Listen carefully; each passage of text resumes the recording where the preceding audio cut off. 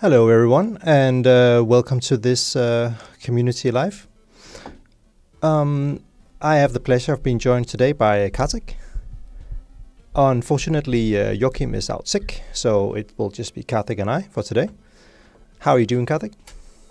Hey Martin, I'm doing great. How about you? Awesome. Yeah, I'm doing wonderful. Thank you very much. Doing wonderful. So, really, for you newcomers here, we made this community live to have more engagement in the community, and just to kind of have like something live with you all, so that you have some kind of platform to reach out to us, and we can show you new things, or just things that we think are cool and we want to talk about. Anything you have, please put it in the chat. We will be taking questions from the chat, and like if you have anything that's really interesting, we'll just dig into that instead of whatever we're doing. So it's really this really is for you. So that's why we're here. But Kartik, I know that you prepared some cool things for us today. Would you like to kick it off? Yeah, sure. Awesome.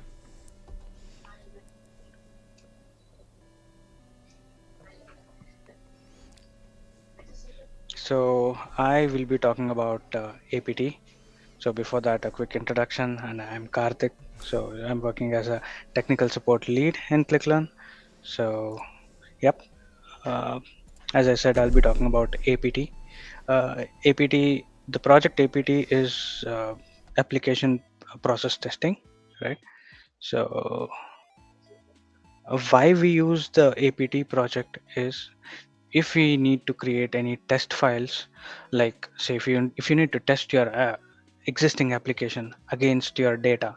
So say you have tons of data and you need to see which data fits in into your application. You can use your existing recordings for that and then test out your data, right? So I'll just show you how to create it in a second. Yeah. uh, while creating a project, we get three types of project, right? So I will be talking about the middle one, the automated process testing. So can go next, and I select my connector, next, and I can select any language. This is we support multi-language for APT, and I can give a name and save it, right? So that is how you create a project for APT. I have already a project created for you, so let's dive into that.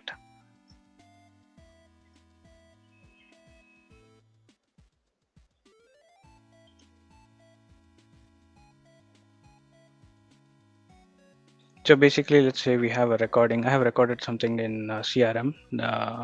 The recording is related to creating an account, right?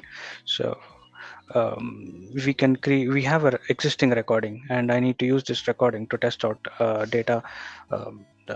Say like my account name or my phone number, what phone numbers fit in and stuff, right? Regarding the data, so I can do it using my existing recording. But the one thing we should make sure is if it replays fine or no. So how to test if the replay is working fine or no? We can just right click and hit replay. So it will replay the existing recording, right? So in this case, I have already replayed. So I just click on restore version to show you that it has been replayed successfully, right? So it has been replayed successfully. You can see with that small tag here. And this is called tests section. So when I go and I can create a new test from here, right? It's simple. Just create new test file, give it a name, and my canvas will open. This is the test. This is how the test canvas will look. So now I want to use my existing recording, which is already present in the recordings, right? So I go to recording, drag this and drop it into the section where it says add object, and now I get a pop-up wherein I can try to select a recording. I can just select a recording, place it, and save changes. So now I have a recording inside my test. So what happens is it just replays the recording with the data which it already has inside the recording while we create it, right? So instead I want to give a data externally, or I don't I want to give some custom data, not the data which I have in the recording. And to give that, we have to go to data view. We have two views here, one is process view and one is data view. So we can go to data view, and then we can assign data points. So you can just click here and say account name is one of the data point, and phone is another data point, and fax is another data point. So now I set the data points, and we see the green button here. We have to right click that button.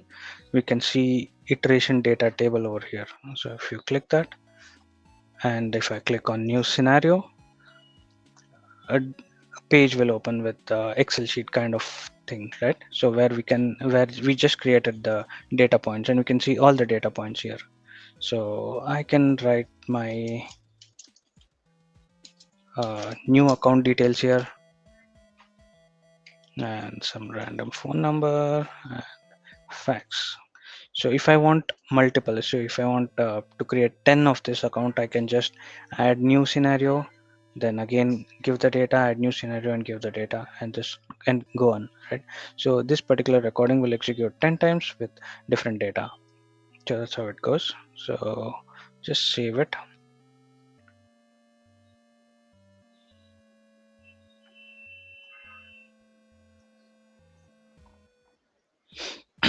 So I already have prepared for you. So similarly, I went here and then I assigned the data points, and I go to iteration data table, and I have one scenario with the details, right? So also in this case, what I have done is uh, I have added a screenshot capture over here, right? So I just drag this and drop it, so it will try to add. I'm not adding it now, but you can just drag and drop it, so it'll add a screenshot, and you can capture the screenshot after this step. So after you click on save, so you should go to exact same screen, and then you can capture the screenshot. So what it does is, how it helps you is, I have created a variable here. We have something called variables, so you can just drag and drop it, and you can scrape the data from this particular um, screenshot, right? So I'll just create a new one, just drag and drop this variable into the section it says add object, and I just create a variable. So you can either write anything, define anything, or you can use the functions which are here, or you can assign other variables by dragging and dropping it. And in our case, I'll use the screenshots, right? From here, you can just click this, select, and I can select the value of this and hit use selection. So now my demo var is assigned to account name. I can see what is my account name after it being created, right? So as a part of demo, I'll just run this test for you to see how it goes, right? So let me log into my my CRM. So there's my CRM,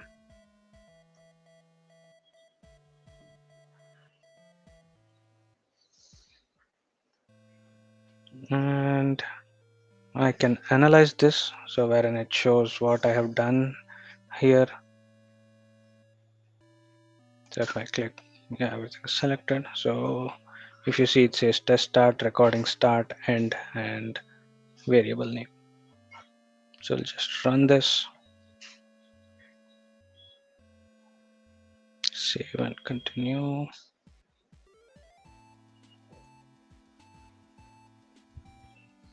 I'll just say run test.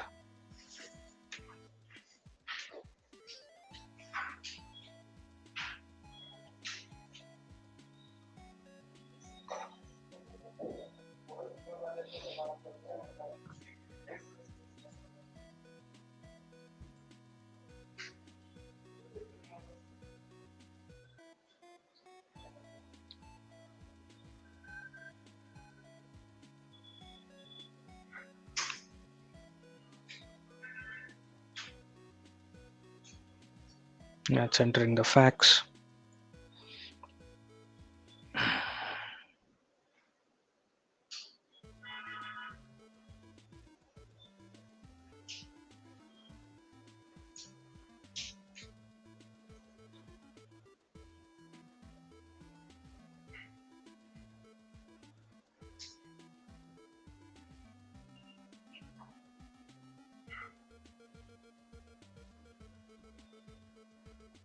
Yes, now my logs came up, so it looks like it has completed, and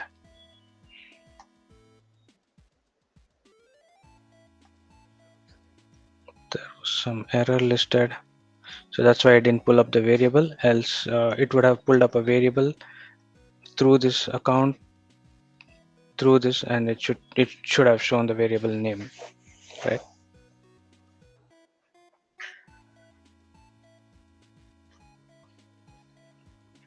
So that is with this test. So one more cool thing I need to show is, say for example, now I have created an account. I want to know how many accounts are there actually in the system. So how I do is we have this option to fetch the details from um, the APIs, right?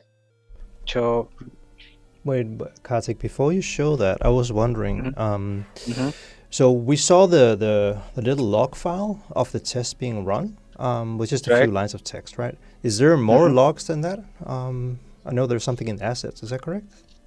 Yes, you're right. So for example, we can go to assets. Say we have run the test and the test name was account creation, right? I can navigate to APT assets and I have my file folder here, and if I go, and we can view the logs here as well. So while testing it, the variable name was created and it was assigned here, right? Mm-hmm. So that is this one, and we also have the screenshots captured while the test is running. So it will look like a preview here. Oh, nice. So Yeah, these screenshots are the actual reflection of our run, right? our run. All Yes, right, cool. yeah. When we run the test, um, it just reflects this. So if something fails along the way, this is a good place to go check, like what the hell went wrong.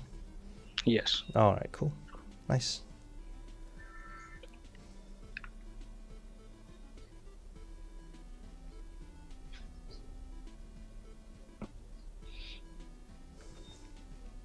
So we have this functionality called APIs related in test file, wherein you can just fetch the data from CRM system from APIs, right? So if you just go to functions, we have all the APIs listed for you. Where will give you a quick explanation. These we just support these APIs. CE is customer engagement, business central, finance and operations, and FS.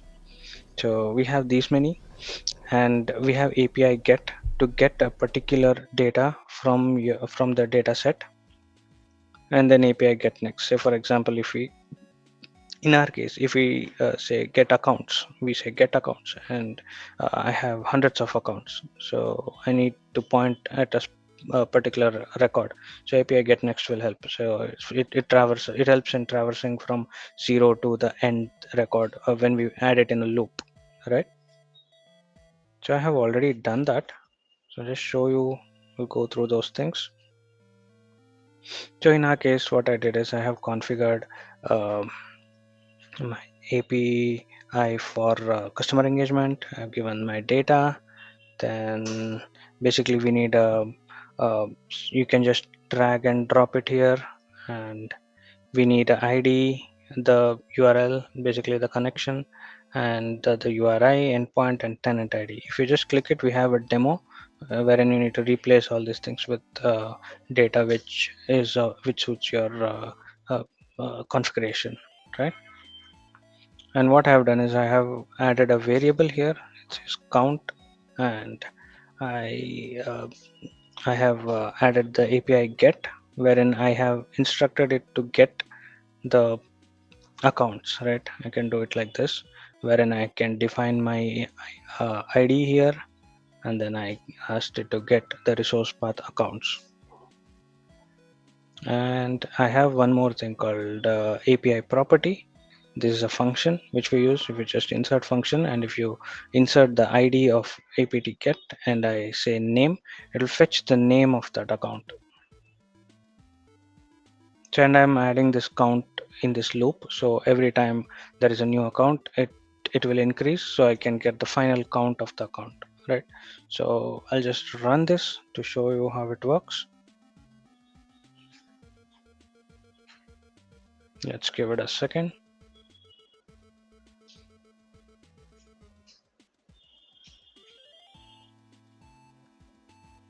Yep, it's there. Now if you see, it will give me each iteration will have each account name. I have every account name here listed.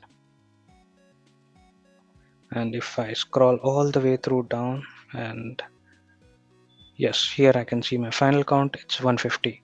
I have 150 accounts in total. So now what happens if we combine both, right?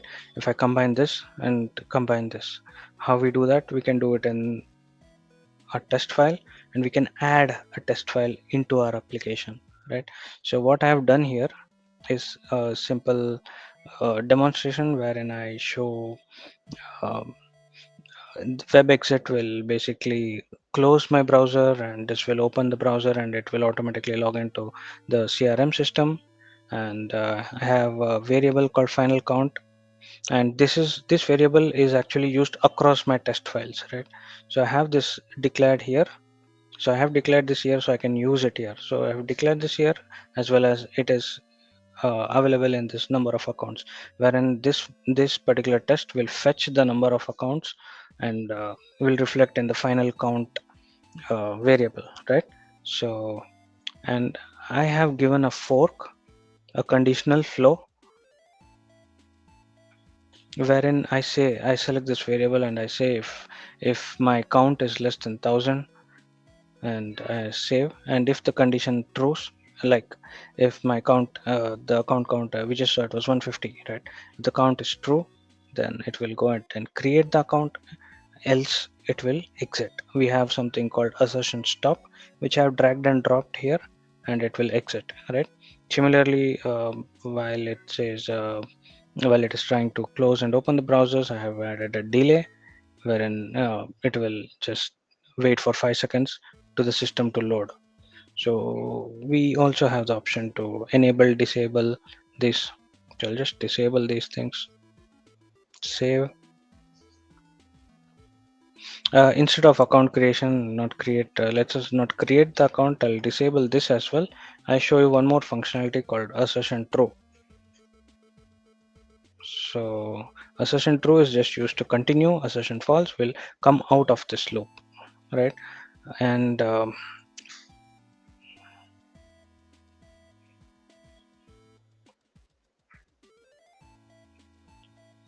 just run this.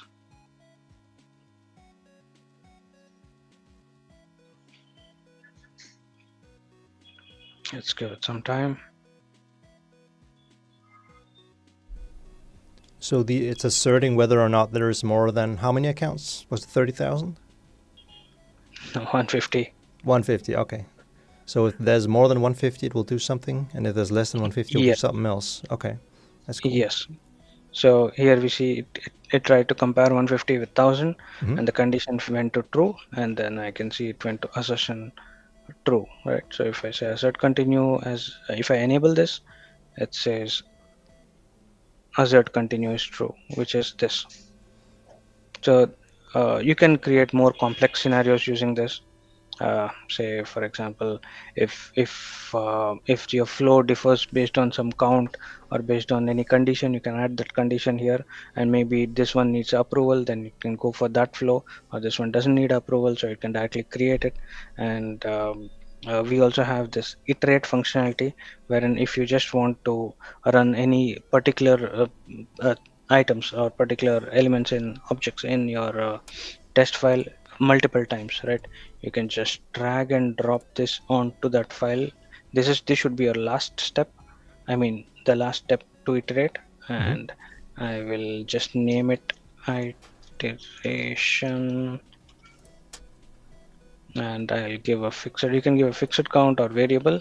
So variable is will pick the count from here. Let's say you can configure that here, but fixed count will just run for fixed amount of time, right? Fixed amount of numbers. So now where this iteration has to go, I just will place it here. So now this loop will execute thrice. So that is one of the functionality of iteration. All right, cool. And you set this up using the API access, right?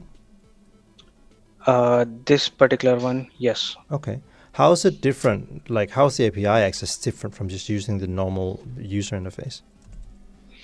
Normal user interface will have to go ahead and click uh, and have to fetch for the count and stuff, but this one no need to have screen on or something, right? It'll not do the click things, and it'll directly go ahead and you know fetch from the API All right, cool. from the backend basically. That's nice.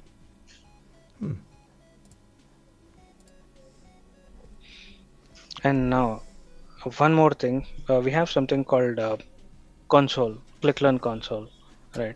So where you can do all these things uh, without having to open the studio, right?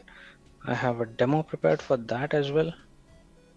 And just to add, guys, if you have any questions along the way, you're welcome to share them. I did see your XAPI questions. We'll talk about it after the APT part, okay? But if you have any questions for Kartik about APT, just drop them in the chat. So to demo this, I'll just close the studio, close this as well, just run this.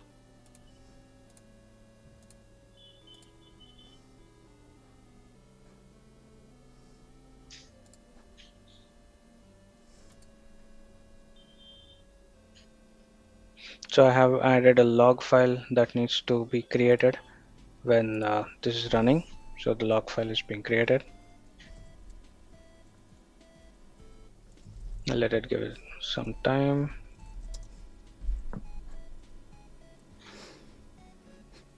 Yeah.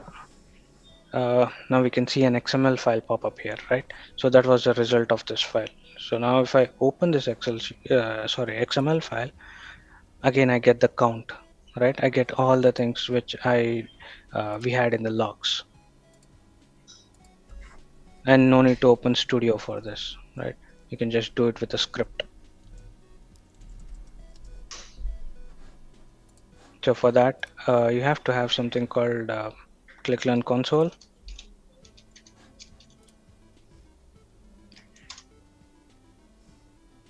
It looks something like this.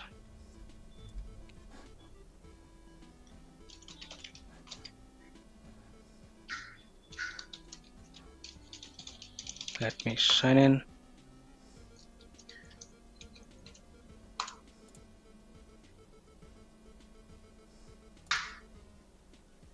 So now I have signed in, right? So if I just type help and enter, so it will give me all the list of commands that I can use here, right? We already have it in our documentation on how to set this up, and also we can set this particular thing into the Windows test schedule, so I can run it when, say, in a virtual machine or something, because virtual machine is needed, because if we need to open a screen or something, we need a virtual machine, right? So in a virtual machine, if you add it to a test file, and it will run overnight.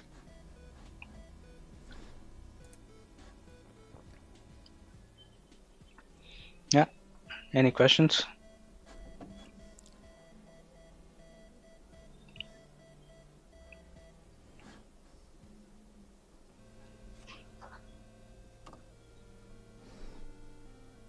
Doesn't look like there are any other questions than the one from Zio here about the XAPI. Oh, here we go. Thank you, Sneha. Well, we can talk a little bit about the XAPI. I cannot show you. Unfortunately, I don't have a system that is where I can demonstrate the XAPI. But maybe we can talk a little bit about how XAPI is different from SCORM. We can do that. So basically, what you do with the XAPI is that you have a learning resource store where you have a specific key that you tie up to your organization, and instead of users being submitted to training that then they have to do and sign for and have the correct rating and stuff like that, it kind of tracks whatever they do in their daily work. So let's say they go to your portal, you publish with ClickLearn, and or they go through the UXP, for example, and they open up a video. When they watch that video, or if they read a PDF or whatever, the fact that they did that will be sent back to the learning resource store, the XAPI, and then flagged it as the user now knows this material, right? So it kind of tracks, it kind of knowledge pools everyone's abilities throughout the daily work, as opposed to pulling them through a specific training scenarios. That is, as far as I remember, how XAPI works. It's really awesome, but unfortunately, I don't have something to demonstrate it on, sadly. Do you have anything to add about XAPI, Kartik? No. No. Okay. You summarized it well. Okay, thank you very much. All right. Cool. Do you have anything else that you want to show, Kartik? No. No? All right. Well, I have some things that I listed being interesting to talk about. So I'm just going to wrap up ClickLearn here and see where we start.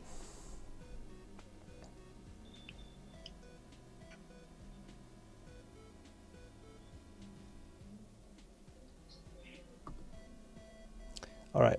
So the first thing I wanted to talk about was some of the unused ClickLearn features that you may totally not known existed. And I just think they're really cool, and I wanted to show you guys in case you didn't know. So the first feature I want to talk about is the summarization feature. Let me just grab the correct recording here, because I actually made one which made a lot of sense to use with the summarization. I think I put it in our project here. All right, so here we have a process for hiring a new employee. This process goes through a bunch of sections, like the HR process, then how I do the actual adding of the user account, how I send the password to the line manager, how I assign a specific license for the user, and some personal info and stuff. So it's a fairly long process, and then you finally finish the account in the end, right? So it's a fairly long process with a lot of steps and a lot of stuff involved. And me being in, let's say, in management or in HR, and I have a bunch of processes like this, and I'm not, for example, sure that I'm getting the right one. A really cool thing you can do is that you can use our AI summarization, which is a little button up here. So what this does is that it will set this up as per your as per whatever settings you define here. Default is just 100 words, which is fairly short, and then a single line of text. So it just summarizes the whole thing, right? So let's start out with that, okay? So I'll do a summary up top here. I can also tell it, I want it more creative, balanced. I prefer the creative one because, I like when it's a little bit more colorful and a little bit more nuanced, the language, and it's not so dry. Well, so let's go ahead and add that. So now when I open up this process here, the first thing I'll see is a quick summary of like what this process is about, okay? And I can even do you one better. So I could have this one here, and let's call this something, okay? Let's call this objective.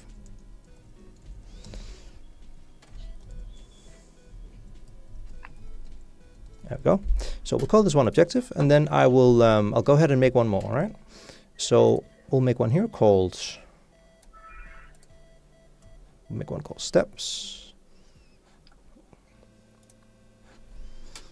And this one I wanted, I just want a quickly like overview of the process, because this is super long, right? So I just want a really short and sweet overview of what I'm supposed to do. So I'll do a summary here, and I'll just put that in. So now, without me getting down and dirty in Microsoft Word, typing a bunch of stuff or doing in the text blocks, I can use our summarization feature to do a quick objective of, hey, what's this process about? And then it can tell me a quick overview of the process. Like if I've seen this a million times and I don't want to scroll through finding the right things, I just want to be reminded of, hey, what am I supposed to do here? I can just quickly see it here, right? Another thing you can of course do with the summarization feature is that you can summarize just a part of it. So if you have, let's say I had this optional, right? So let's make this optional.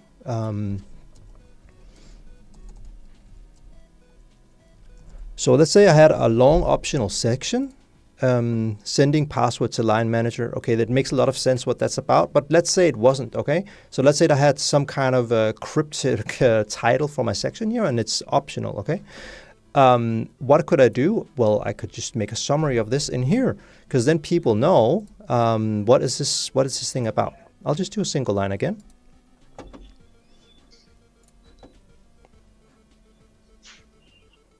And now we have a quick summary up here about what this section is going to be about. So it's really nice to have. You can summarize either the whole recording, parts of it. You can do a summary in the end about, hey, what was this instruction about? Whatever you see fit. I think it's a really cool feature that not many people know anything about.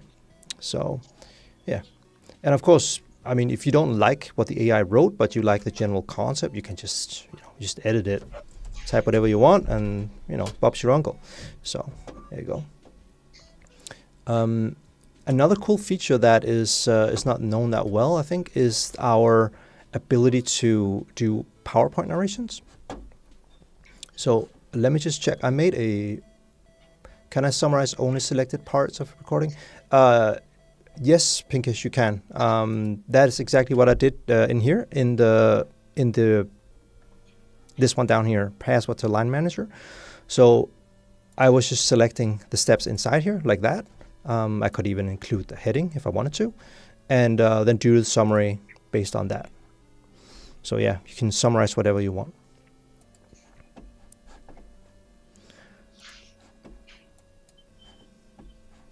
All right.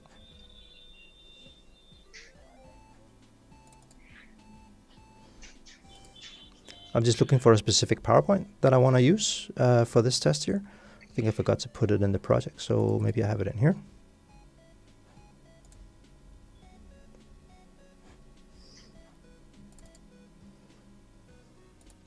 I do. I made a nice PowerPoint here. Let's go ahead and use that. So I will, I'm just going to create a new recording. So I'll go record, create new. I'll just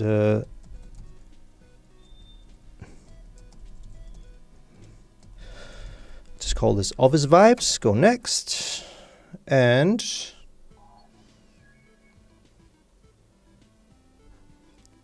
I'll just stop the recorder for a sec. And we'll start the editor. I could have just edited or inserted one in here, but I just wanted a fresh one so you can see what actually happens here. So when I click on this button here called PowerPoint Narration, I can add a PowerPoint file. And you can add it, of course, from your PC, but I was just determined the fact that I actually already did. So it's here. Made this the other day.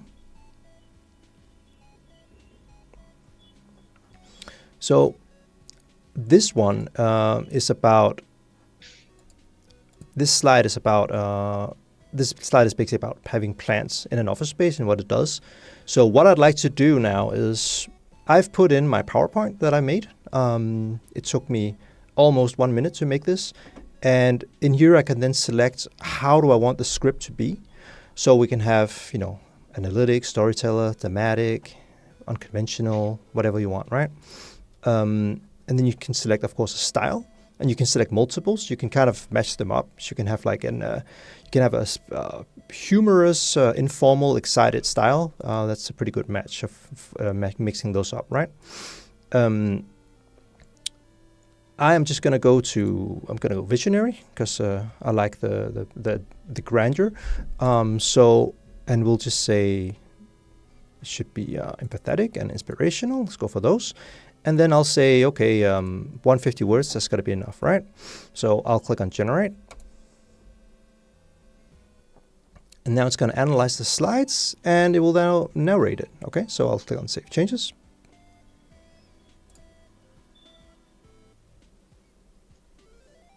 So now it's written a bunch of words about how cool it is for tranquility and peace to have plants in your office. Okay, it did it from this picture and then from whatever I wrote of words in here. Okay, so yeah, that's another use of AI with ClickLearn that you can have a lot of fun with. You can also combine this with our AI avatars. So if you enable the AI avatar, it will pop up on your projects. It's going to take a little bit of time to render. I don't know if it will be ready before we move on, but basically there's going to be a little speech bubble down here that's going to read everything out for you. Okay, that's how it works. Yeah, this is just a standard video, and that's fine. But if we had the avatars on, she would be down here, or he, I don't remember which one I chose, reading it out for us. So yeah, definitely another cool feature that not enough people use, I think. And of course, you don't need to dedicate a whole recording just to PowerPoint slides. You can just add a slide anywhere in a recording. That would make sense somewhere, right? You could have like I don't know, an organization chart you want to talk about, or I don't know. I don't have the ideas.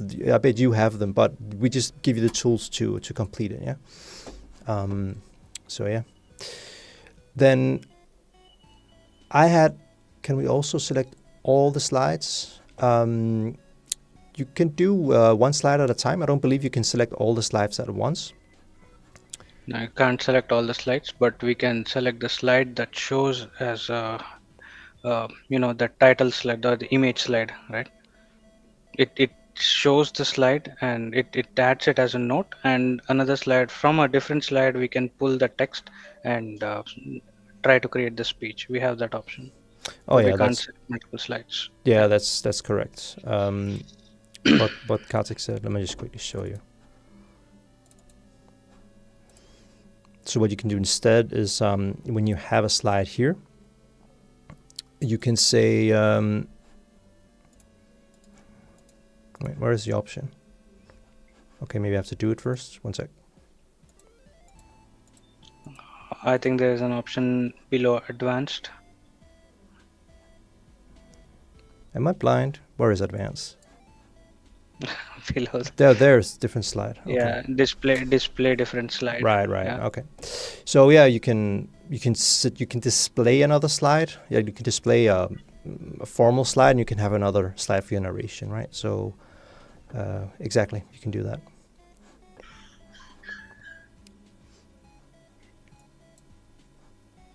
So while we talked about AI, right? So we have some content, and I need to access it through Teams or talk to my content because we use Teams a lot. So can you demo how to do that? Yeah, you bet. You bet. I just need my content link here because I know I have the ability to do that here. So in Teams, you can of course create teams as you see fit. You'll need to add an app for this. The app is called, if you search for ClickLearn, it'll pop up, but it's called ClickLearn Alfred over here. This is the app. And the way that it works is, let me just find the correct place, is that I can then add a team here, and I can select which members needs to be in that team, who has access to it, of course. And I'm going to go ahead and create a new channel. Okay, so I'll say add channel, and we can call it AI Finance.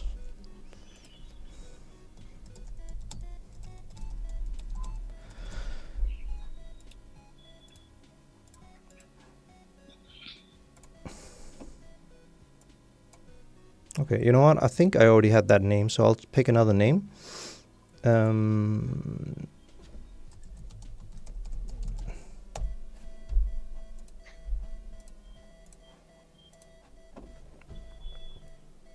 right. So in here, what I can do is that I can then add to the team. I can talk to our friend Alfred. So I'll say add Alfred. And I'll write setup. Is it setup or help, Kartik? I forgot. Help. It's help. Okay. @ClickLearn. Yeah. Right.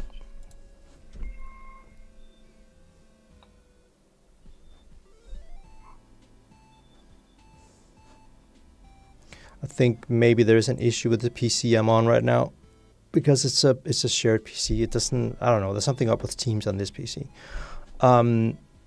But basically, what you can do is that you can talk to Alfred about your ClickLearn content, which is super awesome. So you don't need to go online. You can just ask it directly in Teams. Do you have this set up on yours, Kartik? Yes, I have it in one of my. So I have set this up for the ClickLearn documentation. Okay. Right. If you can pull up my screen. Yep.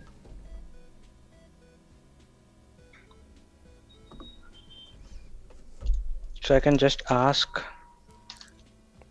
the ClickLearn Alfred how do I record?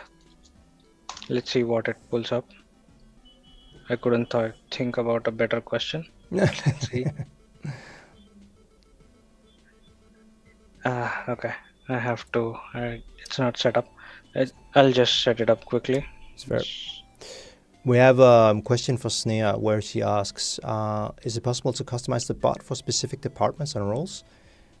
And yes, you can. So you saw how I was configuring my team. I could select which team members are allowed to access it. And when you then set up your content, like Kartik is about to do now, then you can also specify which segment it's going to use, right? So if you segmented your content in ClickLearn, it will then use the segmentation level to divide out the content. It's really cool. It's really, really cool.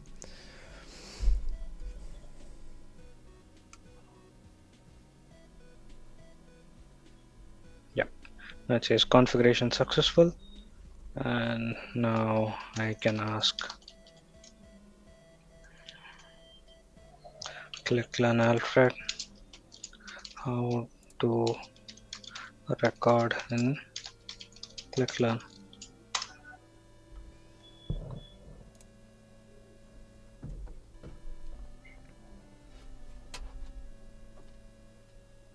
It should come up with an answer. Yeah, it came up with an answer. It says create a project, access recording, start new recording, create new recording, and it gives some preparation like what do you need to prepare for recording. Also, it gives some keyboard shortcuts on how to stop the recording and stuff. All these things is already this data exists in our documentation, right? So it gives the link for our documentation from where it got this content. So that's how you can use TeamSpot. Very nice. Very nice. Yeah, I really much recommend you try it out. If you have an enterprise level license, that's where it's available. It's a fun way to engage with your content for sure.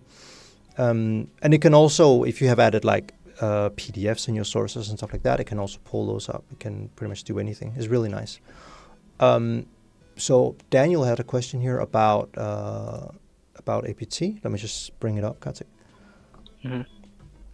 So he has two questions actually. Will you take those?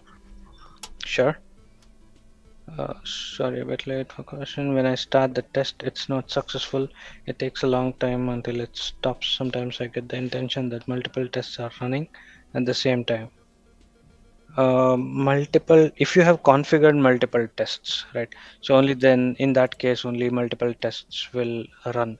Else, it will just the single test will start to process, and then only that test will run. Only one test will run at a time, right? It'll just go with the flow. It will not run two tests at the time at the same time. What is the best way? I think I've answered your question. You can let me know. What is the best way to make sure that a test is stopped on my VM? Uh, on your VM, if the test has stopped, you see the ClickLearn come up again, and it will show the list of logs, right? The log file basically. So that is the indication that your test has been stopped. Else, if you are using a console, or in console it states that execution successful. So that's how you come to know that your test has been executed.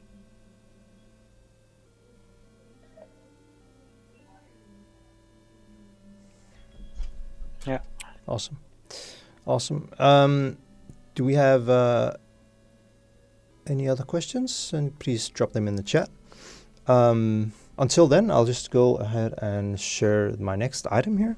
So another thing that I found that many people don't know is the ability to use a feature called copy from published. So when you edit your recordings in ClickLearn, let's just go ahead and grab a random project here.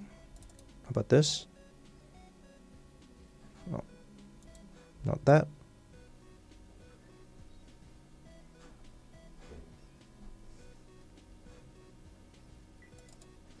I'll take this one.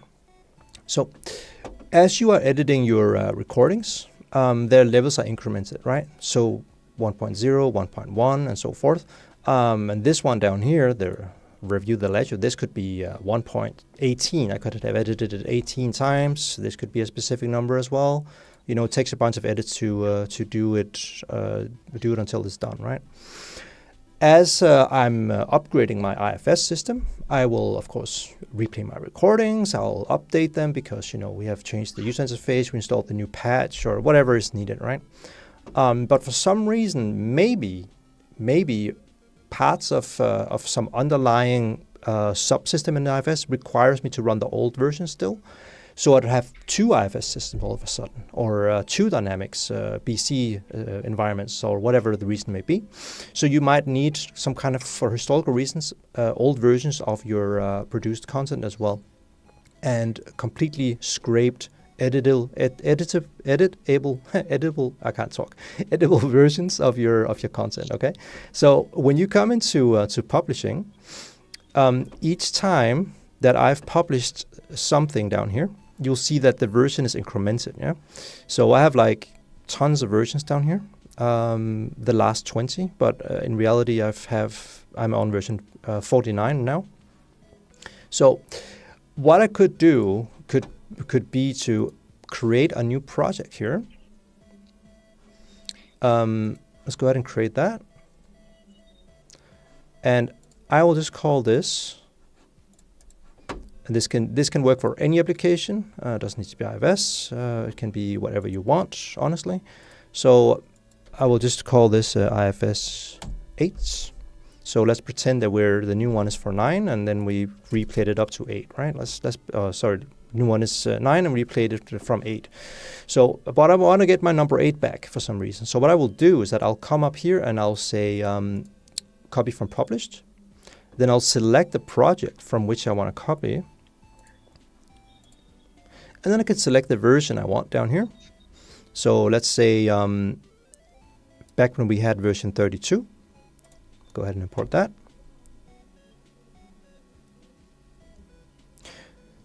And it's going to analyze the recordings, and basically it's going to import all the recordings in the state that they were at the time of this publication. Okay, and this publication could be years old. So it will tell me which version they're going to be in. who edited them, who added them, and stuff like that, right? So we'll go next. It'll give us a nice little overview of what's important, including the assets. They come as well. And now it's going to import them. Now this project had like version 1.1 and version 1.2 recording, so it wasn't like crazy edited, but you might very well have recordings that have been edited hundreds of times. So you have like a triple-digit number. Now, going through all those versions to find the right one, that's just not feasible, right? So using this method will do it for all the recordings that was part of that publication at the time. So what's also cool about this is that it will reset all the recordings to version 1.0. You'll see that we'll see that here when I add the version for it. So in here now there's a 1.0, right? So I cannot go further back, I cannot go further forward, I cannot do anything in terms of historical things with this. This is just my new baseline, okay?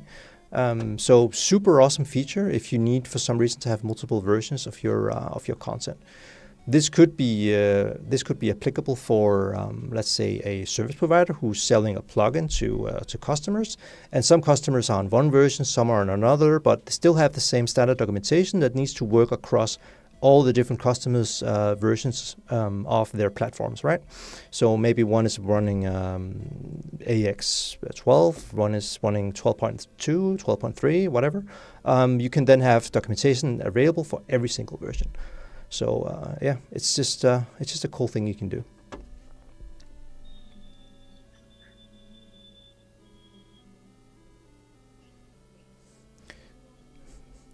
Any other questions so far?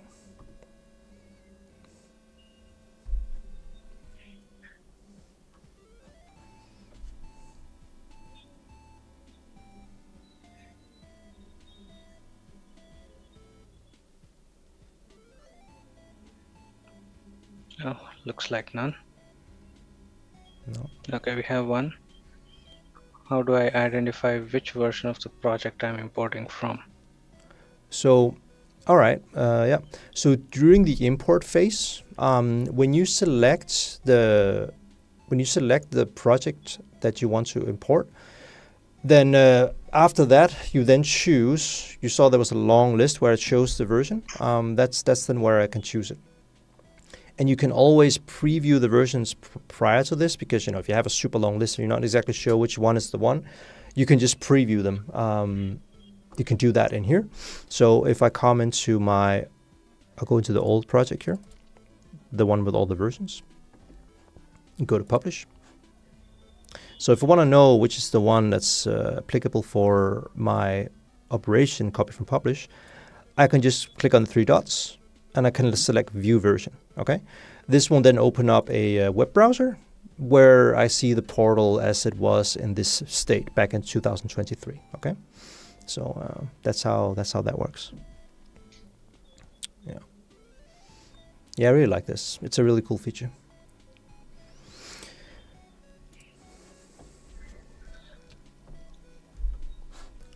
So is there a way to import text to speech? There is a place where we define the text and how it should narrate, right? So is there a way to import it across project? I'm glad you asked, because a lot of people, you're welcome, Vikesh. A lot of people, they spend a lot of time modifying the text-to-speech items in here. So what you can do is all this stuff here. Maybe I have some internal words that I often use. Like I will use, for example, UXP for user experience panel, or you have some internal short words, abbreviations for different things that you use internally in your organization. You can make sure that the text-to-speech can catch them. And maybe you have a very long list. This is nothing. I've seen extremely long lists. What you can do in here that it's not immediately visible to anyone unless you know, you can actually just click on Ctrl+C. So I'll do it now. Let's see, Ctrl+C. Now it's copied all of my abbreviations. And I can go into another project.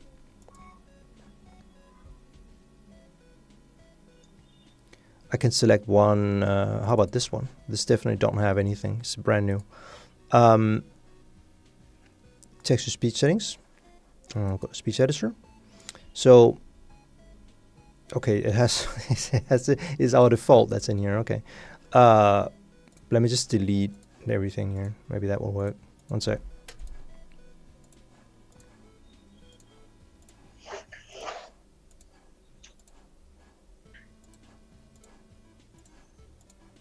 All right, so I deleted a bunch. Let me just save that.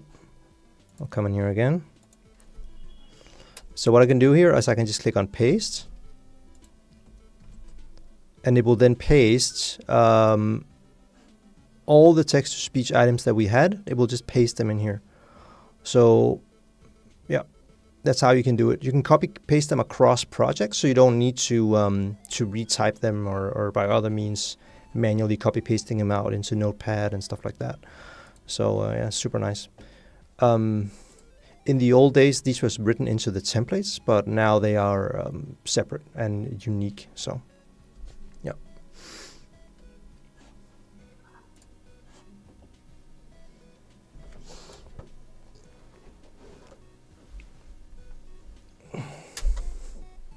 By the way, in our new ClickLearn version that we just came out with, we've added a welcome video with the release notes. So instead of it just being a long document, you now have a video that we're going through the notes and what they mean. Because sometimes when you just see the normal release notes, it's a bit yeah, so now it's actually there's actually a video where we go through it. Because sometimes when you just go down here and you kind of read this stuff, it doesn't maybe not always make 100% sense what we actually mean. I mean, it may make sense to us because we wrote the application, but if you're just using it, you're like, what the hell is this? What is this? Watch the video. Let us know if you like this format. It's been nice to be able to represent or present a lot of this stuff because it's a different way of seeing how things work, right? And promote things that we change, that we pour our hearts into. So instead of it just being a little footnote in here, we can actually show it to you guys. So yeah, that's a new thing. Yeah, that's cool. So you can see what has the new features, especially the new features and new changes. Yep. As a screens instead of the text. Yeah, exactly. Thank you. I hope you like it. Well, if there are no more questions, guys, I think we're about at the end. Unless do you have anything else you wanna add, Kartik? Say maybe if the users are using APT, right? So I just want to know if you can add a comment or if you can just let us know how you are using APT. It'll be cool.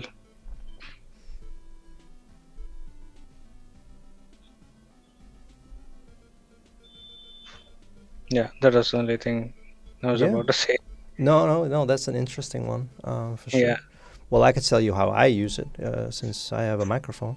I like to do validation stuff. So let's say I do an order where I know that the prices of a chair I buy and a table and this laptop with the current taxation codes should be $3,000. Let's say that's the price. Then what I can do is that I can have a recording that goes through and creates an order for me in Business Central, for example. So it creates an order for these items, and then it validates whether or not the price is 3,000, right? So if I go behind the scenes in my system and change the way that things are taxed now, because we changed the VAT rules or whatever, I could then run my script and confirm that the prices have the new correct value, right? So that's something I like to do. Another thing I like to do is to kind of tie recordings together. So I'd create a customer, and then based on that customer, I'd create an order for the brand new customer that was just created.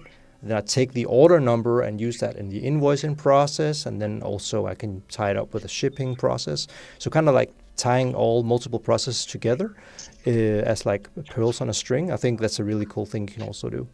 Instead of sitting there and testing it all yourself, you can just watch ClickLearn do it, and it's fun to set up. So, yeah, for sure. Yeah, thanks, Martin. You are welcome. All right, everyone. Thank you very much for joining this session. You are more than welcome to leave questions in the chat after we stop streaming here. We will read them after. So if there's anything you want to know, we'll be sure to check it out and catch you up. Okay.